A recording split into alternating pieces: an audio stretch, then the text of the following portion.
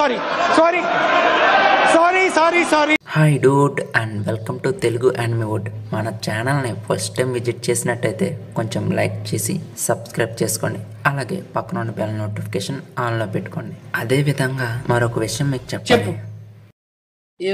ఏదో ఈ వారంలో ఒక ఎపిసోడ్ కూడా ఎందుకు రాలేదంటే బ్యాలెన్స్ అయిపోయింది. అయితే ఏముంది, మళ్ళీ ఎగ్ హెడ్ ఎపిసోడ్తో మళ్ళీ మీ ముందుకు వచ్చేసా. Let start our video. Episode స్టార్టింగ్లో ఓసప్ 900 ఏళ్ళ మీరు దేని గురించి మాట్లాడుతున్నారు? ఇలాంటి ఫ్యూచర్ ఐలాండ్ చాలా సంవత్సరాల క్రితం నుండి ఉన్నది అని అనడానికి మీ ఉద్దేశం? ఇది కేవలం ఒక థియరీ మాత్రమే. ఒకప్పుడు ఆర్కియాలజీ అవ్వడానికి తన జీవితాన్ని పణంగా పెట్టిన వ్యక్తి ఒక నిర్దిష్టమైన పురాతన రాజ్యానికి వెలుగునిచ్చాడు. అయితే ఆ ప్రాంతంలో కనుకోబడిన యంత్రం ఆ రాజ్య పాలనకు సమానంగా ఉంది. ఇలా సాకా చెబుతూ ఉండగా రాబిన్, ఆ యంత్రం 100 సంవత్సరాల శూన్య సమయంలో నిర్మించబడింది అనుకుంటున్నాను. అలాగా, దాని గురించి నీకెంత తెలుసు? అయినా నాకు తెలుసు, నీ గతాన్ని నువ్వు ఆలోచించడానికి ఇష్టపడవని. నేను పందెం వేస్తాను. కానీ 22 సంవత్సరాల క్రితం నేవీ బాస్టర్ కోల్ వల్ల నువ్వు పుట్టి పెరిగిన ఓహారా ఐలాండ్ నాశనమైంది కదా. ఇక ఆ మాటకి రాబిన్ ఫీల్ అవుతూ ఉంటే, నేను నమ్ముతున్నాను ఆ రాజ్యం ఎక్కడ ఉందనే విషయం ఓహారాకు తెలుసు. 100 ఏళ్ల శూన్యంలో అభివృద్ధి చెందిన రాజ్యానికి మధ్య ఒక సంఘర్షణ చరిత్ర ఉంది. అలాగే అది మరియు 20 రాజ్యాలు. దాని తర్వాత యుద్ధంలో గెలిచిన 20 రాజ్యాలు ఒక కొత్త ప్రభుత్వాన్ని స్థాపించాయి. మీరు ఇప్పుడు చూస్తున్న ప్రపంచం అదే.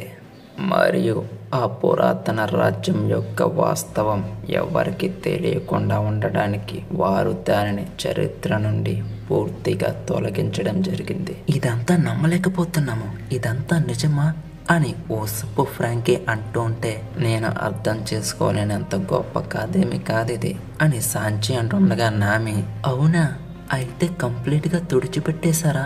ఒక్క నిమిషం ఆగు వేగపంకు.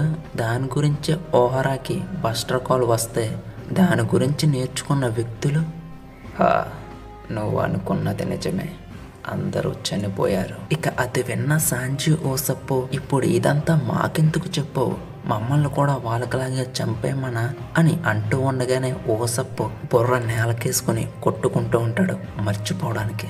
ఇక అప్పుడే సాకా, నేను ముందే చెప్పాను కదా, అది ఒక చిన్న పెట్ట థియరీ అని. అలాగే నికో రాబిన్ యొక్క ఓహరా కూడా ఈ కారణంగానే నాశనమైతే అది నిజమైన ప్రభుత్వ అంగీకారంతోనే జరిగిందని మీరు అనుకోలేదా? ఇదంతా వింటున్న రాబిన్, వేగపంకు మీరు ఎవరి సైడ్ ఉన్నారో చెప్పండి.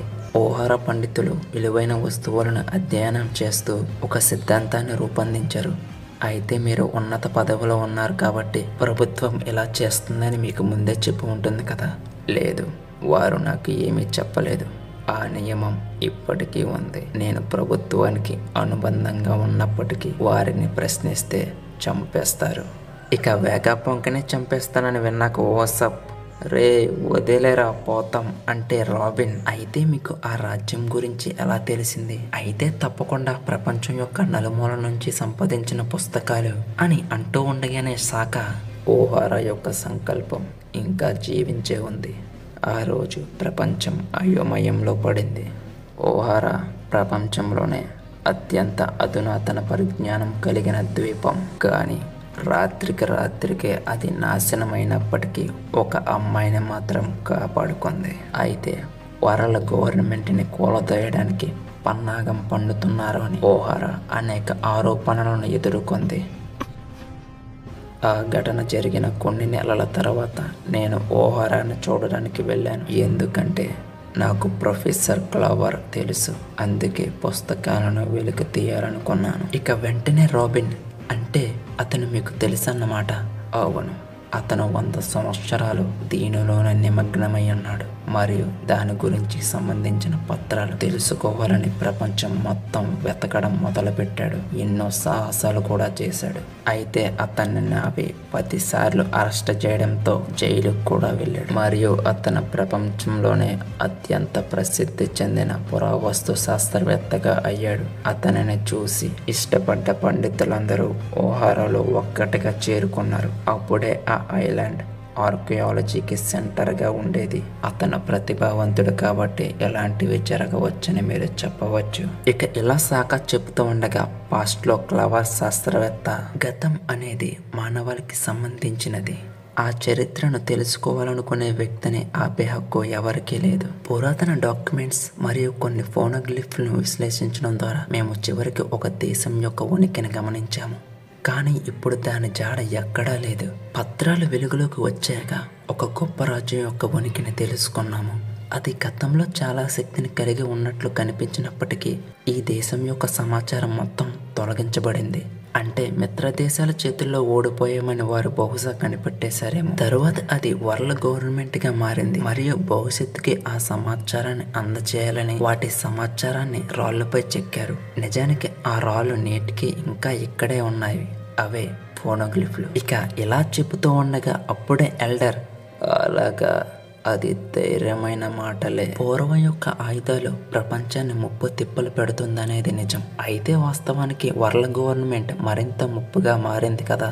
ప్రజలు ఆ రాజ్యం యొక్క ఉనికిని మరియు ఐడియాలజీ భావజాలం గురించి తెలుసుకోవడం ద్వారా ఒకప్పుడు సంపన్నమైన ఈ రాజ్యం పేరు అన్నిటికీ కీలకమవుతుంది. ఇక అలా చెబుతూ ఉండగానే అక్కడ ఉన్న 3 వ్యక్తుల్లో ఒక వ్యక్తి ప్రొఫెసర్ని కాల్ చేస్తాడు. ఇక అలా నేలమే పడిపోతూనే ఓహారాకి దాని గురించి అంతా తెలుసు. ఇక అప్పుడే బాస్టర్ కాల్తో ఆ ఐలాండ్ అంతా నాశనం చేస్తూ ఉంటారు. ప్రెజెంట్లో సాకా నేను ఓహారాలో అడుగుపెట్టినప్పుడు ఆ ప్రదేశం అంతా పూర్తిగా నాశనం అయిపోయింది. చివరికి జ్ఞానవృక్షం కూడా నేలపై కాలిపోయి ఉంది. కానీ నేను ద్వీపంలో అలా ఎదరికి నడిచినప్పుడు నన్ను ఆశ్చర్యపరిచే విషయాన్ని చూశాను. అన్ని రకాల పుస్తకాలు పెద్ద మొత్తంలో దీపం మధ్యలో ఉన్న సరస్సులో మునిగిపోయి ఉన్నాయి. బహుశా పండితులు బాస్టర్ కాల్ నాశనం చేసేటప్పుడు అక్కడే ఉండి ఉండవచ్చు మరియు వారి భవిష్యత్తు కోసం వదిలివేయవలసిన వారసత్వాన్ని కాపాడుతూ మరణించారు. ఎంతో మంది మేధావులు తమ ప్రాణాలను పణంగా పెట్టి కాపాడిన పుస్తకాలు అవి. అలాగే అమాయకులైన సైనికులు వాటిని కనుక్కున్నప్పటికీ అవి ఎంత విలువైనవో వారికి తెలియదు. అది ఓహారాకు దక్కిన ఒక గొప్ప విజయం. అది నిన్ను చూస్తున్నప్పుడు నా కన్నీళ్లను ఆపుకోలేకపోయాను. ఇక సాకా ఇలా చెప్తూ ఉండగా పాస్ట్లో రాబిన్ వాళ్ళ అమ్మ, ఓల్వియా ప్లీజ్ రాబిన్ని జాగ్రత్తగా చూసుకో. ఏది ఏమైనా సరే నా కూతుర్ని ఈ ఐలాండ్ నుండి బయటపడే. ఏం మాట్లాడుతున్నావమ్మా? నువ్వు నాతో పాటు వచ్చేయచ్చు కదా. నేను చేసే పని ఇంకా ఇక్కడ ఒకటి ఉంది. నువ్వు ఇక్కడి నుంచి వెళ్ళమ్మా. అమ్మా, నేను నిన్ను వదిలి ఎక్కడికి వెళ్ళను. నేను నీతో పాటు ఇక్కడే ఉంటా. రాబిన్, ఇక్కడ ఏం జరుగుతుందో నీకు బాగా తెలుసు కదా. నువ్వే తర్వాత ఓహార శాస్త్రవేత్తవు. చరిత్ర అనేది మానవ జాతి సంపద. ఫ్యూచర్లో ఆ వెలుగును నువ్వు ప్రసరించాలంటే నువ్వు బ్రతికి ఉండాలి కదా. అయితే మనం గతం నుంచి నేర్చుకున్న చరిత్ర ఇప్పుడు కనుమరుగవబోతుంది. మనం దీనిని తదుపరి యుగానికి పంపితేనే తప్ప జరగదు. ఇక్కడలా ఉండగా మరొక పక్క జ్ఞానవృక్షంలో ఉన్న పుస్తకాలను సరస్సులో పాడేస్తూ ఉంటారు. ఇక్కడేమో ఒలియా రాబిన్తో, మేము చరిత్రను బయటకు చెప్పాలన్నది ఓహారా చేయాలనుకున్నది కాదు. మేము గతం యొక్క పిలుపును అంగీకరించి వాటిని రక్షించాలని కోరుకుంటున్నాము. మా పరిశోధన ఇక్కడితో ముగిసిపోతుంది. అయితే ఓహారా అంతరించిపోయినా మీరు జీవించే భవిష్యత్తుని మేము వదిలివేయలేము. నువ్వేం మాట్లాడుతున్నావో నాకేమీ అర్థం కావట్లేదమ్మా. నువ్వు అర్థం చేసుకునే రోజు తప్పకుండా వస్తుంది.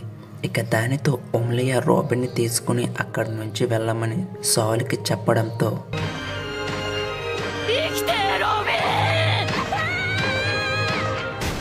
నువ్వు గర్వపడాలి రాబిన్.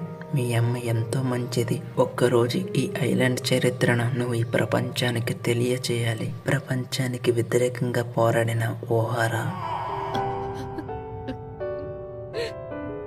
ఇక సాలు అలా చెప్పడంతో ప్రజెంట్లో రాబిన్ ఏడుస్తూ ఉంటుంది. అందరూ కూడా రాబిన్ను ఓదార్చడానికి ప్రయత్నిస్తూ ఉంటారు. ఇక అప్పుడే రాబిన్ కళ్ళు తుడుచుకుంటూ, వెగాపంక్, మీరు ఊహించినట్లుగానే ఊహ ఆ రాజ్యం యొక్క ఉనికిని బయటపెట్టింది. అలాగా, అయితే అది వాస్తవం. అయితే సరస్సులో ఉన్న పుస్తకాలు ఇప్పుడు ఎక్కడ ఉన్నాయి?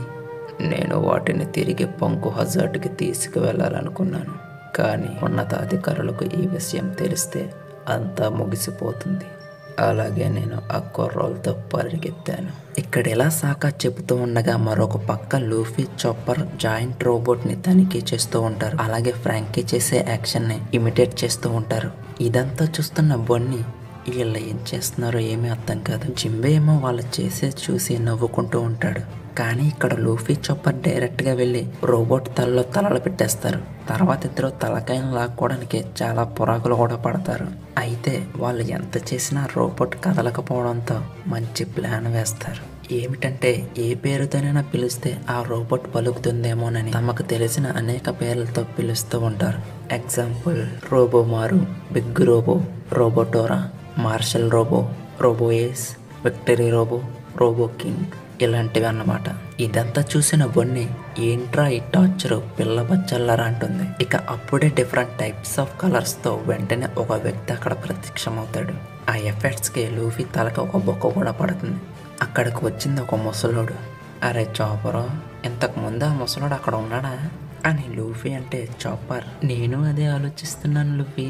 అయితే ఆ ముసలోడు బాడీ జయంట్ రోబోట్లో సగం లోపల సగం బయట ఉంటుంది. నాకేం అర్థం కావట్లేదు, కానీ ఆ ముసలోడికి ఎవడైనా సాయం చేస్తే బాగుండు. పోలే ఆగరా ముసలోడు వస్తున్నా. ఇక దాంతో లూఫీ ఆ ముసలోడి దగ్గరికి వెళ్తాడు. బాగానే వచ్చు, హెల్ప్ చేయరా కుర్రోడా, నువ్వు అచ్చం కినమ్మలాగే ఉన్నావు.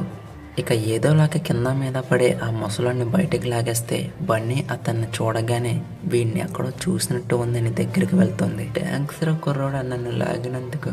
నిన్ను చూస్తుంటే డ్రాగన్ కొడుకులాగా ఉన్నావు. ఇంతకీ నువ్వెక్కడి నుంచి వచ్చావు ముసలోడా? మీరు ఇక్కడే ఉన్నారని నాకు తెలిసింది. మీరు ఇక్కడికి వచ్చినందుకు నాకు చాలా సంతోషంగా ఉంది. మరియు నువ్వు బన్నీ కదా, నువ్వు చాలా పెద్దదానం అయిపోయారా.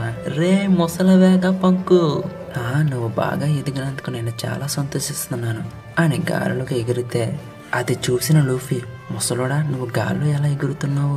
మీరు కూడా చేయొచ్చు అబ్బాయిలు, డంప్ చూస్ పవర్ని పెంచండి అంతే. దాని గురించి ఎక్స్ప్లెయిన్ చేయడంతో లూఫీ, చాపర్ ఆ ముసలోళ్ళు గాల్లో ఎగురుతూ ఉంటారు.